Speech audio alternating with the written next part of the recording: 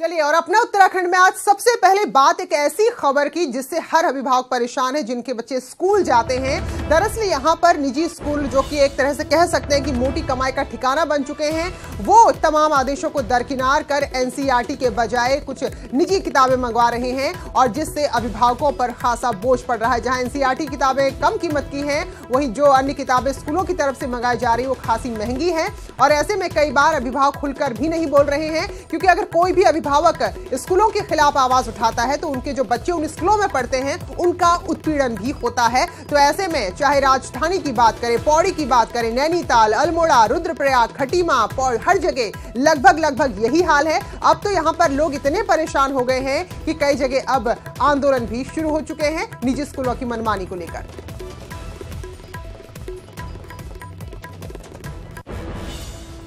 तो चलिए आपको दिखाते हैं कि राज्य के अलग अलग इलाकों में किस तरह से निजी स्कूलों की मनमानी ने अभिभावकों को मजबूर और परेशान कर दिया है।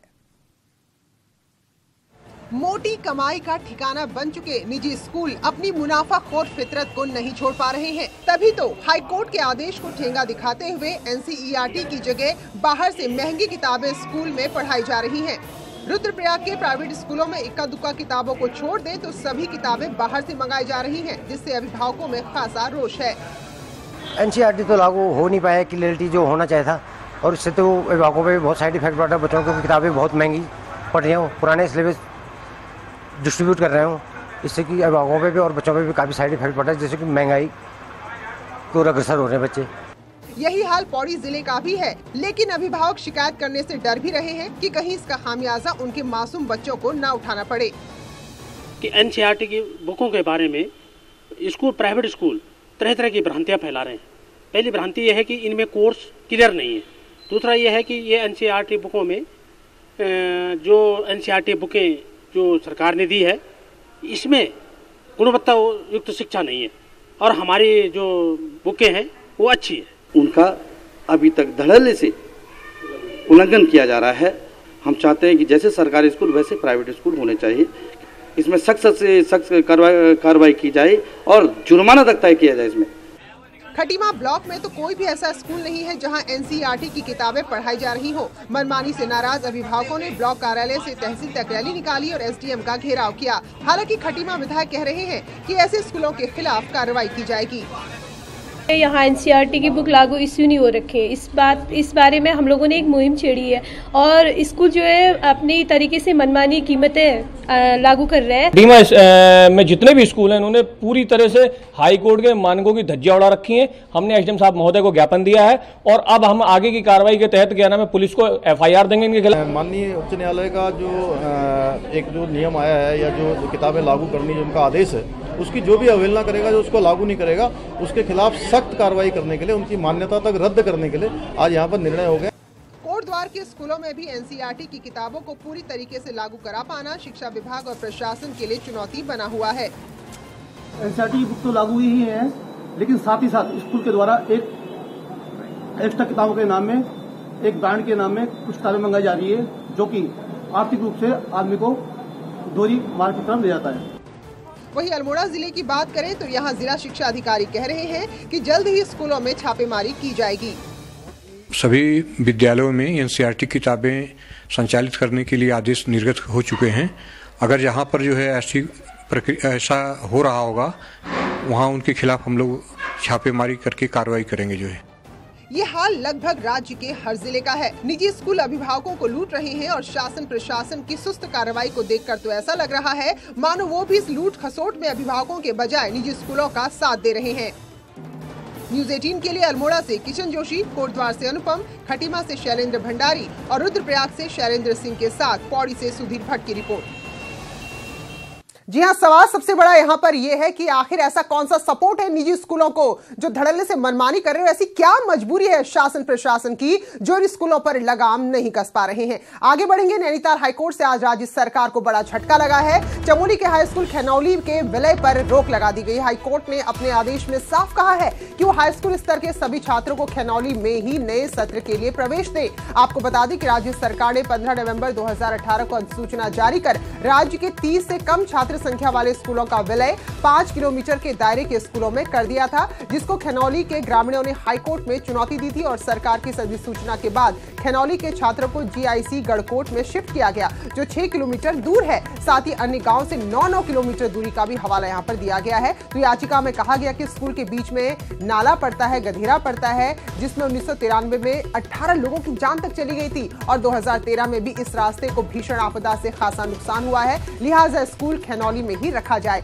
तो ऐसे में जो भी अभिभावक है, उनकी जो मांग थी उसको माने हाईकोर्ट ने और सरकार के विलय के आदेश पर रोक लगा दी है।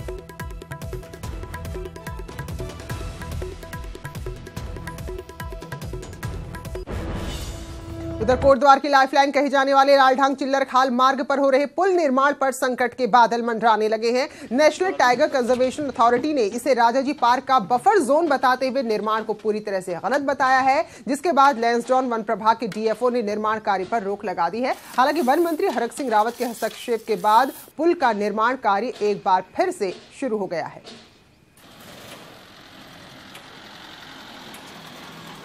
नेशनल टाइगर अथॉरिटी ने रिपोर्ट मांगी है, प्रदेश सरकार इस पर रिपोर्ट भेजेगी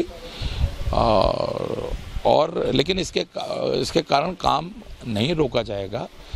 और वैसे भी ये जो काम रोकने का आदेश किया था डेफो ने किया था, डेफो को ये अधिकार नहीं था काम रोकने का। मंत्री के स्तर पर अगर वो स्वीकृत हुआ है तो उसका रिव्यू करने का अधिकार मंत्री को ही है, या उसको ओवररूल करने का अधिकार मुख्यमंत्री को है या कैबिनेट को है।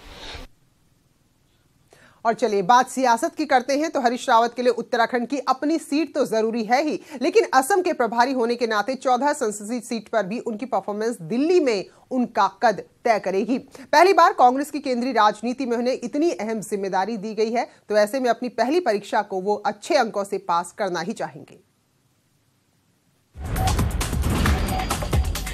प्रदेश में मतदान के ठीक बाद हरीश रावत सीधे असम के लिए रवाना हो गए। नैनीताल उधम सिंह नगर संसदीय सीट से हरीश रावत की प्रतिष्ठा दांव पर है, लेकिन असम की 14 संसदीय सीटों की जिम्मेदारी भी हरीश रावत पर ही है और वो असम के प्रभारी हैं। इस समय असम में कांग्रेस के पास 3 सीटें हैं और अगर इन सीटों में इजाफा होता है तो ये उपलब्धि सीधे हरीश रावत के खाते में जाएगी। ऐसे में आने वाले समय में उनका कद दिल्ली में और बड़ा हो जाएगा।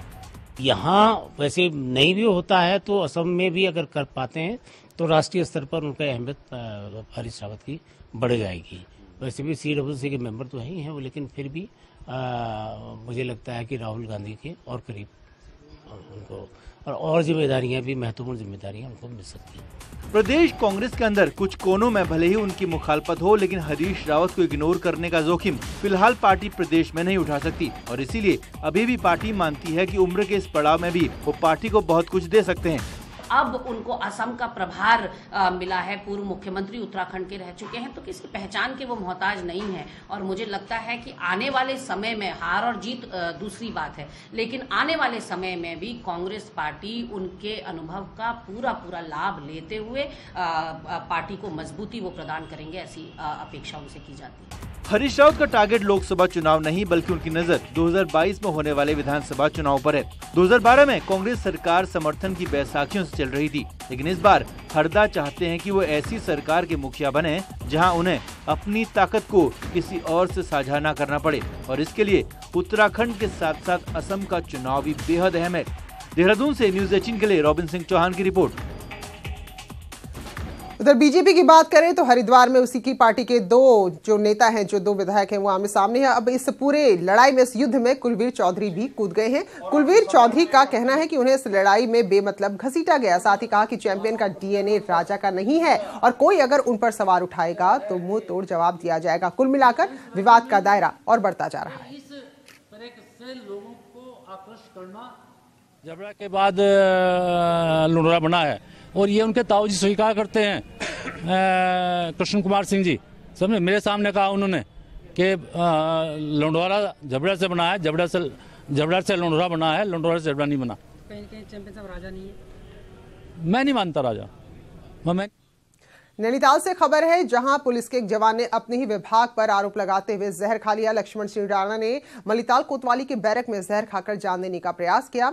बाकी पुलिसकर्मियों ने तुरंत उसे बीडी पांडे अस्पताल में भर्ती कराया है, जहां हालत अब खतरे से बाहर है। जहर खाने से पहले लक्ष्मण सिंह राणा ने पत्र लिखा और उसे सार्वजनिक भी किया, जिसमें लिखा है कि उसकी गाड़ी चोरी हो गई, लेकिन आज तक मुकदमा भी दर्ज नहीं हुआ। हालांकि जहर खाने वाले पुलिस जवान ने एसएचओ राम सिंह मेहता, कमल पंत समेत अन्य के साथ नैनीताल पुलिस को इसके लिए जिम्मेदार भी ठहराया है। हालांकि अब पुलिस अधिकारी इस मामले पर कुछ भी बोलने से बच रहे हैं।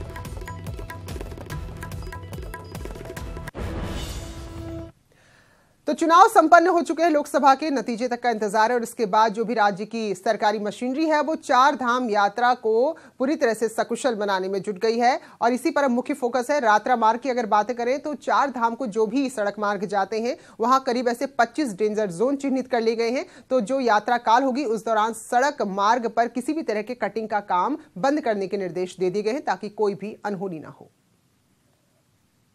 उत्तराखंड में 10 मई तक चारों धामों के कपाट खुलने के साथ ही चार धाम यात्रा का भी आगाज हो जाएगा।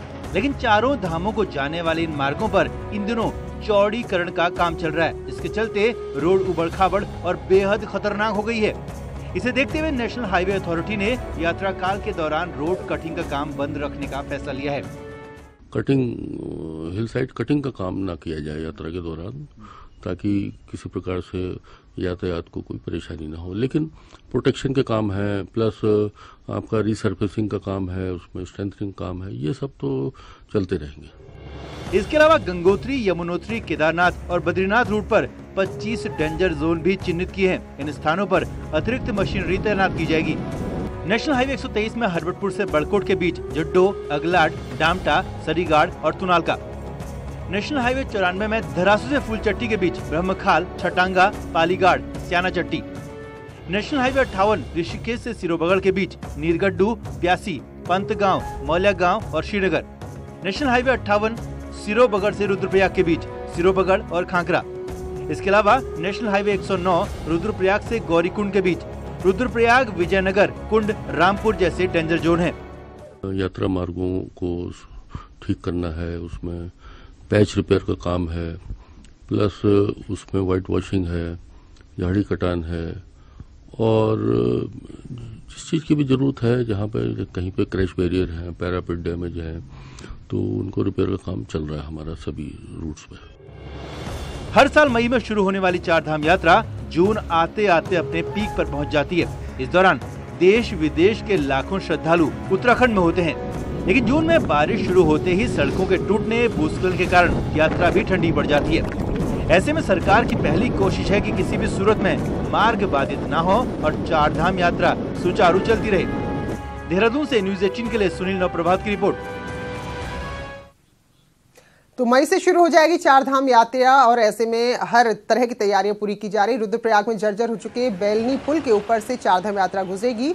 साल 1964 में अलकनंदा नदी पर रुद्रप्रयाग केदारनाथ नेशनल हाईवे पर निर्मित ये पुल जर्जर हालत में है। प्रशासन पुल पर एक एक कर वाहन को ले जाने के निर्देश दे रहा है, लेकिन मजबूती से इस पर काम नहीं हो रहा।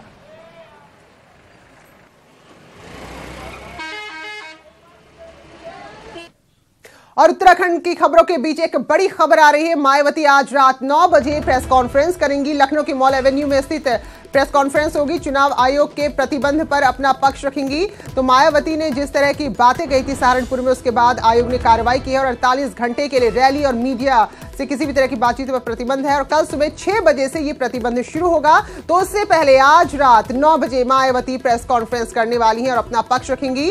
तो आपको याद होगा सहारनपुर में रैली के दौरान मायावती ने जिस तरह से मुस्लिम वोटों के ध्रुवीकरण को लेकर बयान दिया था, उसके बाद चुनाव आयोग ने संज्ञान लिया। हालांकि उस बयान के बाद योगी आदित्यनाथ ने भी बयान दिया था, उसका भी संज्ञान लिया और कार्रवाई हुई है। तो 48 घंटे के लिए रैली और मीडिया से दूरी बनाकर रखेंगी मायावती। प्रतिबंध पूरी तरह से लगा दिया गया है और ये प्रतिबंध फिलहाल अभी नहीं बल्कि कल सुबह 6 बजे से शुरू होगा। तो उससे पहले आज रात 9 बजे मायावती प्रेस कॉन्फ्रेंस करेंगी लखनऊ में और अपना पक्ष यहां पर रखेंगी। तो लखनऊ के मॉल एवेन्यू में अपनी बात मायावती आज रखने जा रही हैं। उत्तराखंड में अभी बस इतना ही, लेकिन